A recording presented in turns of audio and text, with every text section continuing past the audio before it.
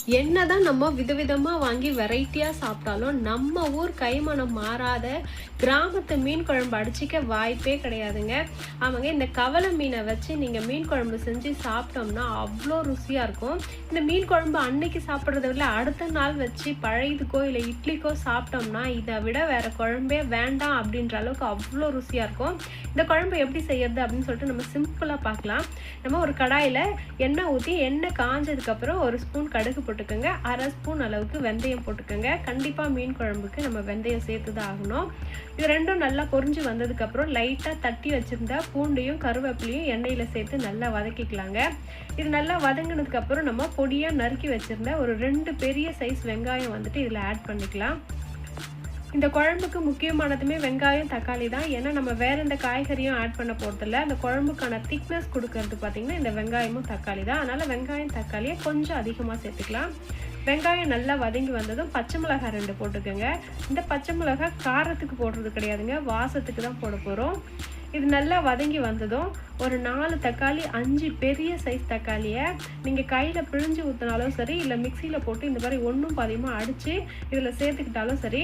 இந்த கிரேவியை வந்து நல்லா திக்காக வரணும்னா இது 2 பொருள் தான், வேறு எதுவுமே தேவையில்லைங்க. இதை நல்லா வதக்கிக்கலாம். இது வதங்குற சமயத்தில் பார்த்திங்கன்னா இதுக்கு தேவையான உப்பை வந்துட்டு நம்ம வெங்காய தக்காளியில் வதக்கிக்கணும். உப்பு தேவையான அளவு போட்டுட்டு மஞ்சள் தூள் வந்துட்டு ஒரு ஸ்பூன் அளவுக்கு போட்டுக்கோங்க. இதை நல்லா வதக்கி நம்ம மூடி வச்சிடலாம். இது நல்லா வதங்கி வரட்டுங்க, அது வரைக்கும் நம்ம வெயிட் பண்ணலாம்.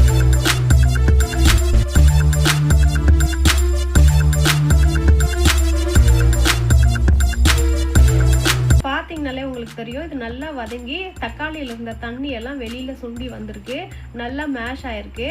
இந்த சமயத்தில் நம்ம இதுக்கு தேவையான மிளகாத்தூள் ஆட் பண்ணிக்கலாம். இது குழம்பு மிளகாத்தூள் தாங்க. உங்களுக்கு மிளகாத்தூள் அரைக்கிறதுல டவுட் இருந்தாலும் நீங்கள் எனக்கு கமெண்ட் பண்ணுங்கள், நான் உங்களுக்கு வந்துட்டு அதுக்கு பதில் சொல்கிறேன். 4 ஸ்பூன் அளவுக்கு நான் மிளகாத்தூள் போட்டிருக்கேன். உங்கள் பொடி காரத்தை பார்த்து நீங்கள் போட்டுக்கோங்க. இதை வந்துட்டு போட்ட உடனே தண்ணி ஊற்றாமல் இந்த தொக்குலேயும் இந்த வந்துட்டு மிளகாத்தூள் நல்லா மேஷ் ஆகி வரணும். இந்த சமயத்தில் பார்த்தீங்கன்னா ஒரு பெரிய லெமன் சைஸ் அளவுக்கு நான் புளியை கரைச்சி வச்சுருக்கேன். இந்த மீன் குழம்புக்கு ருசி தர்றது இன்னொரு விஷயம் என்னன்னு பார்த்தீங்கன்னாக்கா, கருப்பு புளி யூஸ் பண்ணுங்கள், புது புளி போடாதீங்க, அது டேஸ்ட்டு வேறு புள்ள இருக்கும். அவ்வளோதாங்க. நல்லா தண்ணியை ஊற்றி இந்த குழம்பை நல்லா சுண்ட வைக்கணுங்க. ஒரு அரை மணி நேரம் சுண்டுறதுக்கப்புறம் நம்ம க்ளீன் பண்ணி வச்சுருக்க மீனை இதில் ஆட் பண்ணி ஒரு 10 நிமிஷம் அளவுக்கு கொதிக்க வச்சு எடுத்தோம்னா நம்ம சூப்பரான மீன் குழம்பு ரெடி ஆகிடுச்சு. இந்த மீன் குழம்பு கூடவே பார்த்தீங்கன்னாக்கா இந்த மீனை எப்படி க்ளீன் பண்ணுறது அப்படின்ற வீடியோ உங்களுக்கு வேணும்னா எனக்கு கமெண்ட் பண்ணுங்கள். அரை மணி நேரத்தில் 5 கிலோ மீனாக இருந்தாலும் நம்ம க்ளீன் பண்ணிடலாம். அந்த வீடியோ நான் உங்களுக்கு அப்லோட் பண்ணுறேன். அடுத்த வீடியோவில் பார்க்கலாம். தேங்க்யூ.